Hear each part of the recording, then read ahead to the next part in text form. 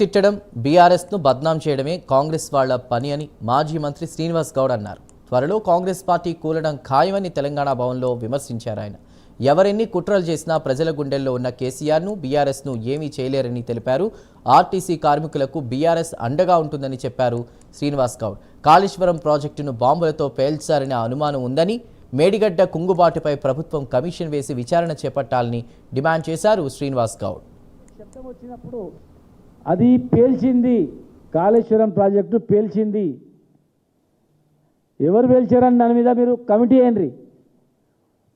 ఇప్పుడు ఘోష్ కమిటీ ఇచ్చిన నివేదికను కోర్టు కొట్టేసింది కదా, ఇదే ఘోష్ కమిటీని బాంబులతో పేల్చిండ్రు, డైనమైట్లతో పేల్చిండ్రనే ఆరోపణ ఉంది. నిజమా కాదని మీరు వేయండి. ఎప్పుడైతే శబ్దం వచ్చినప్పుడు ఒక అసిస్టెంట్ ఇంజనీర్ పోయి పోలీస్ స్టేషన్లో కేసు పెట్టిండో, ఆ అసిస్టెంట్ ఇంజనీర్ను ఆ రోజు అక్కడ ఉన్నటువంటి కార్మికులు ఎవరెవరు ఉన్నారో గుర్తించి మీరు ఎంక్వైరీ చేయండి, ఇది వాస్తవమా కాదనేది.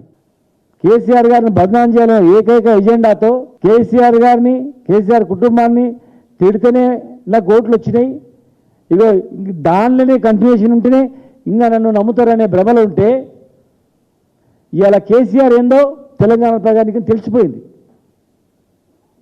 కేసీఆర్ తెలంగాణ ఏం చేసిండో కూడా తెలిసిపోయింది.